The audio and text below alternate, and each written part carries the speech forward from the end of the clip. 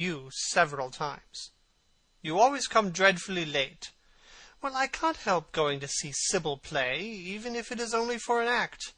I get hungry for her presence, and when I think of the wonderful soul that is hidden away in that little ivory body, I am filled with awe. You can dine with me tonight, Dorian, can't you?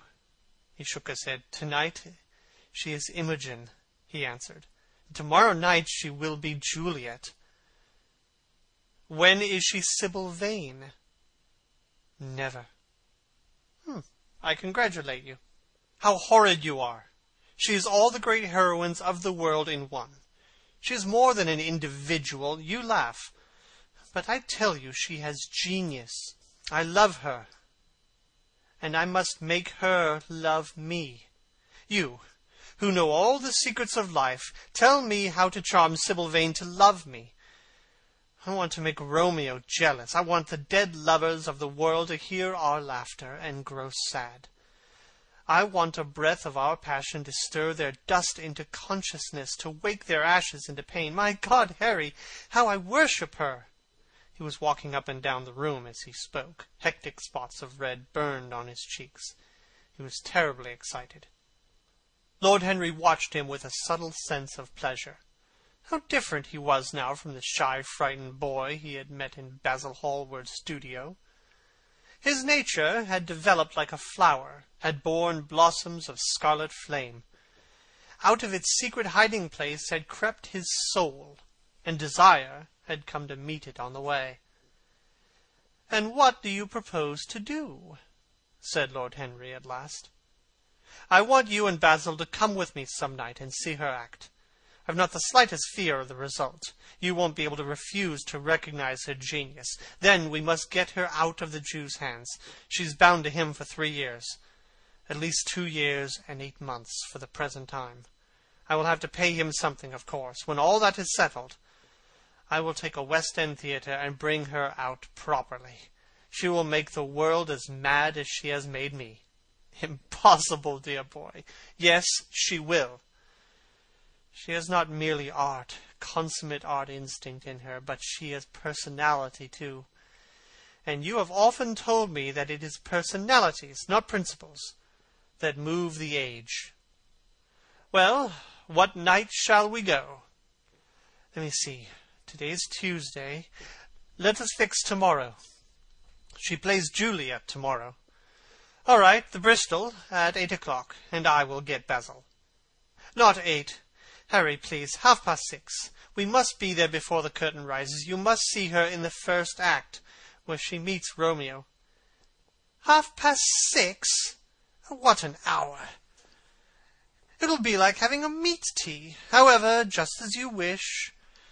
Shall you see Basil between this and then, or shall I write to him? Dear Basil, I've not laid eyes on him for a week. It is rather horrid of me, as he has sent me my portrait in the most wonderful frame designed by himself, and though I am a little jealous of it for being a whole month younger than I am, I must admit that I delight in it. Perhaps you had better write him. I don't want to see him alone. He says things that annoy me." Lord Henry smiled. "He gives you good advice, I suppose. People are always giving away things they need most themselves." "You don't mean to say that Basil has got any passion or any romance in him?" "I don't know whether he has any passion, but he certainly has romance," said Lord Henry, with an amused look in his eyes. "Has he never let you know that?" "Never. I must ask him about it." "I'm rather surprised to hear it. He is the best of fellows, but he seems to me to be just a bit of a Philistine. Since I've known you, Harry, I have discovered that. Basil, my dear boy, puts everything that is charming in him into his work. The consequence is that he has nothing left for life but his prejudices, his principles, and his common sense. The only artists I have ever known who are personally delightful are bad artists. Good artists give everything to their art, and consequently are perfectly uninteresting in themselves. A great poet, a really great poet, is the most unpoetical of all creatures, but inferior poets are absolutely fascinating. The worse their rhymes are, the more picturesque they look. The mere fact of having published a book of second-rate sonnets makes a man quite irresistible. He lives the poetry that he cannot write. The others write the poetry that they dare not realize. "I wonder, is that really so, Harry?" said Dorian Gray, putting some perfume on his handkerchief out of a small gold-topped bottle that stood on the table. "It must be, if you say so. And now I must be off. Imogen is waiting for me. And don't forget about tomorrow. Good-bye." As he left the room, Lord Henry's heavy eyelids drooped, and he began to think. Certainly few people had ever interested him so much as Dorian Gray, and yet the lad's mad adoration of someone else caused him not the slightest pang of annoyance or jealousy. He was pleased by it.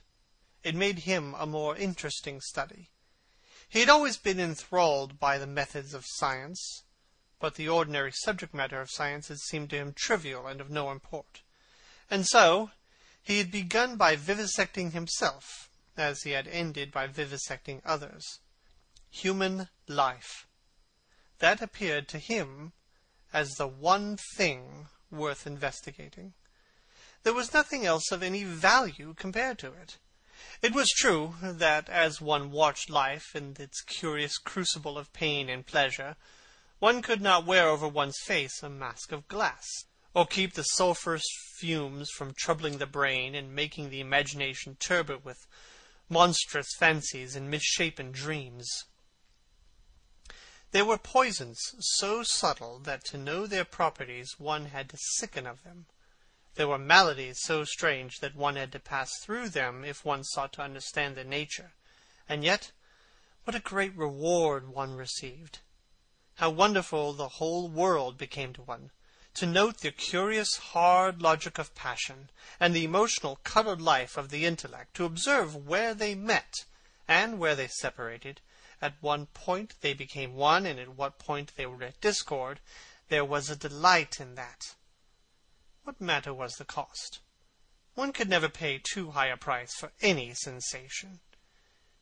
He was conscious, and the thought brought a gleam of pleasure into his brown agate eyes, that it was through certain words of his, musical words said with musical utterance, that Dorian Gray's soul had turned to this white girl and bowed in worship before her.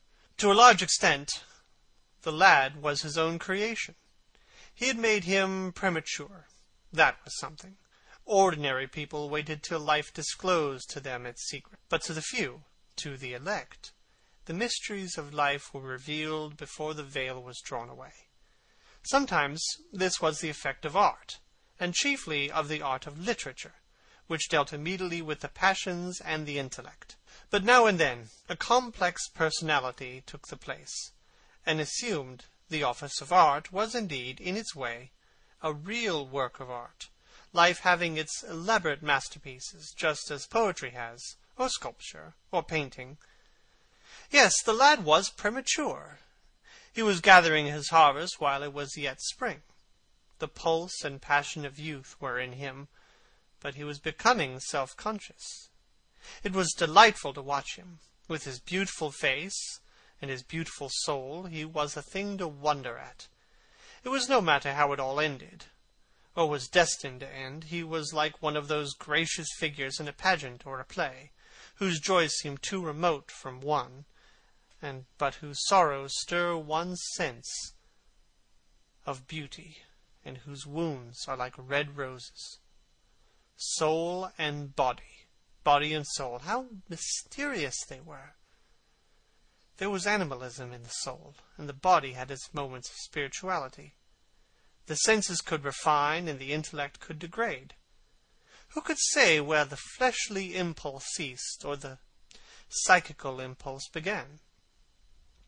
How shallow were the arbitrary definitions of ordinary psychologists! And yet, how difficult to decide between the claims of the various schools.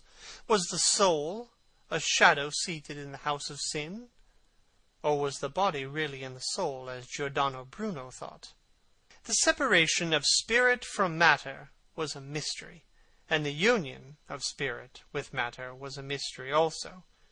he began to wonder whether we should ever make psychology so absolute a science that each little spring of life should be revealed to us.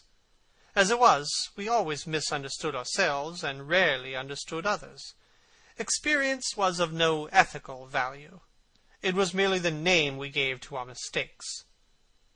Men had, as a rule, regarded it as a mode of warning, had claimed for it a certain moral efficacy in the formation of character, had praised it as something that taught us what to follow and showed us what to avoid. But there was no motive power in experience. It was as little of an active cause as conscience itself. All that it really demonstrated was that our future would be the same as our past, and that the sin we had done once, and with loathing, we would do many times with joy. It was clear to him that the experimental method was only a method by which one could arrive at any scientific analysis of the passions, and certainly Dorian Gray was a subject made to his hand, and seemed to promise rich and fruitful results. His sudden mad love for Sybil was a psychological phenomenon of no small interest. There was no doubt that curiosity had much to do with it, curiosity and the desire for new experiences. Yet it was not a simple, but rather a very complex passion.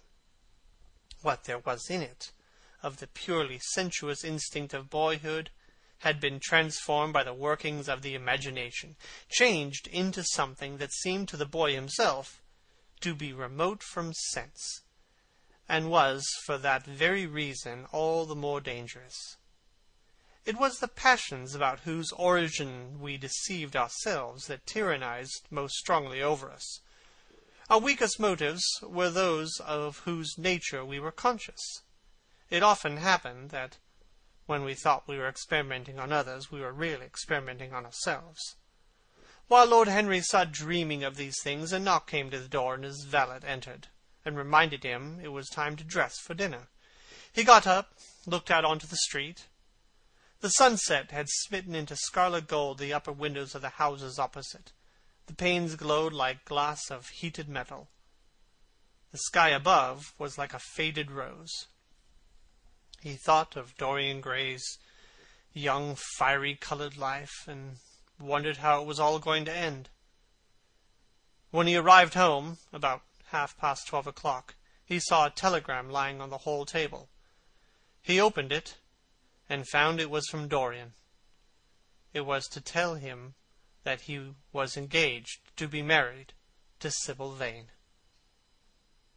End of Chapter 3 of The Picture of Dorian Gray by Oscar Wilde.